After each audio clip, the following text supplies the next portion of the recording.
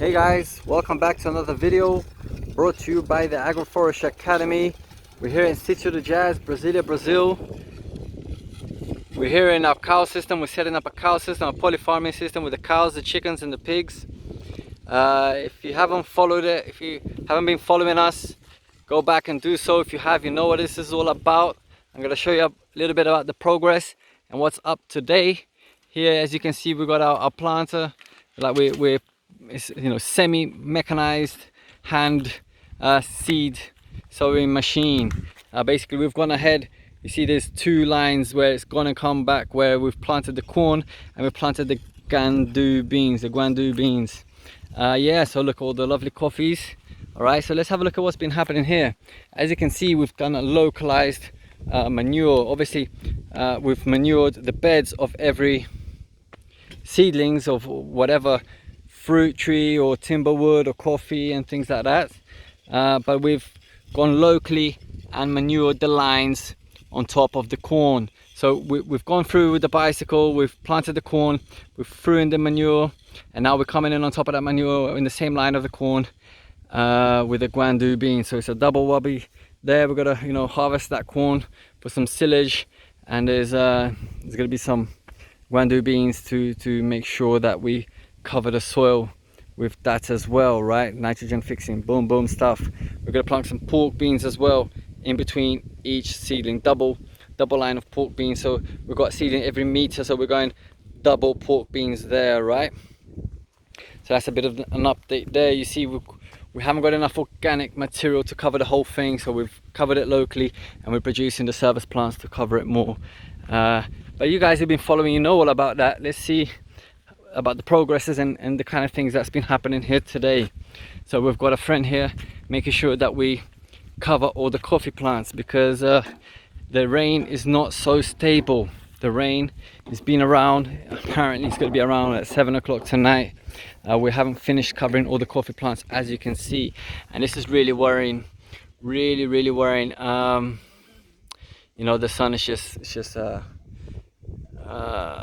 really treating it, giving it the bad treatment, giving it help, not really helping it at all whatsoever.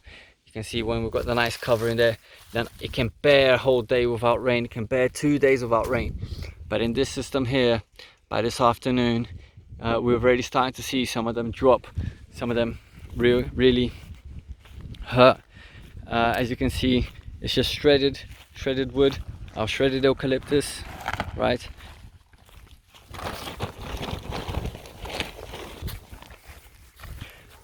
Okay, we want to make sure that we're not touching, really like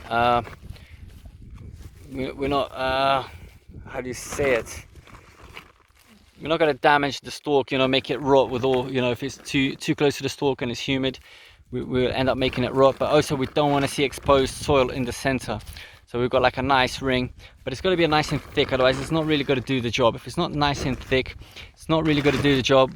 It's going to stop all the weeding coming through. We're going to protect that, and then we're counting with all the Guandu beans and the corn and blah blah blah, and all the service plants to come through and block the brachiatas and really have the brachiata remove itself.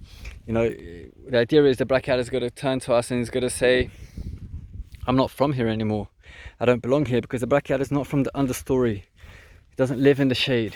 So we're going to cause that shade. We're not going to be hoeing it down and I've already done it twice here to get a head start on things.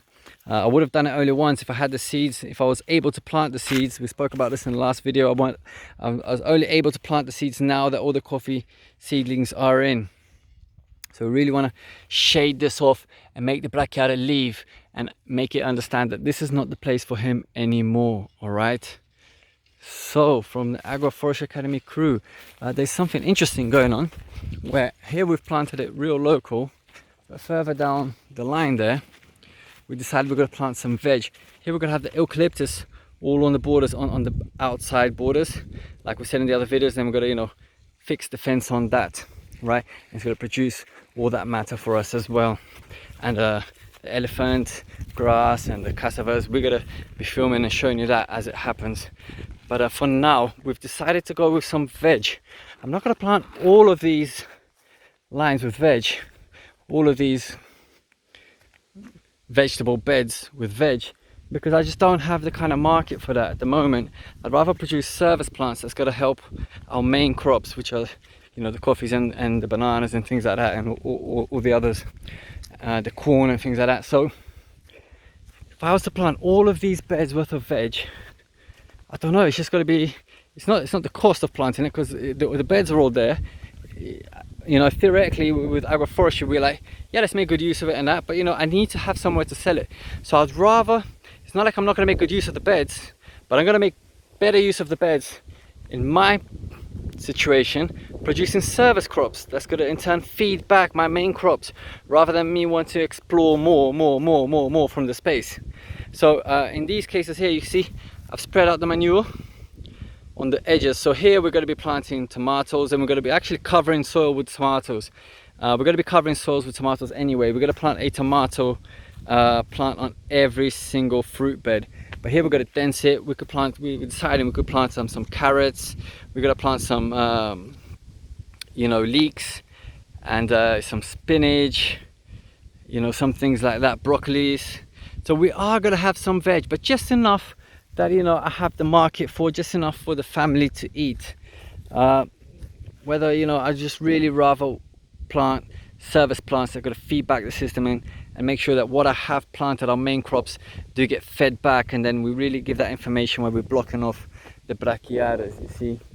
All right, so I hope, you know, that's another touch up on that, and we'll see you soon. Yeah, if you've enjoyed the video, go ahead and like the video. Go ahead and, you know, how you can help us to keep us bringing the content, you know, share this with your friends, you know, and do comment, do bring us your situation. You know, if you have any doubts, or even if you have any criticisms or any ideas, any suggestions, we're all for that. All right, so for now I'm going to go back inside and I'm going to finish off the project for our mobile coop. All right, chicken coop. It's been so fun watching all the videos of people all around the world. In America, I see there's a lot of things happening out there with the mobile chicken coops, and we're going real ambitious here, where, you know, we're doing like a 4x7.5 mobile chicken coop, and we don't have a tractor to pull it. But, you know, let's just be brave, man. Let's just be brave and believe. All right, it's a 500 chicken coop, you know, for 500 chickens, where we're harvesting eggs and things like that. All right, today I got the couple of pigs in, and yeah, so slowly but surely we're getting there. City of the Jazz taking steps. For now, over and out, baby.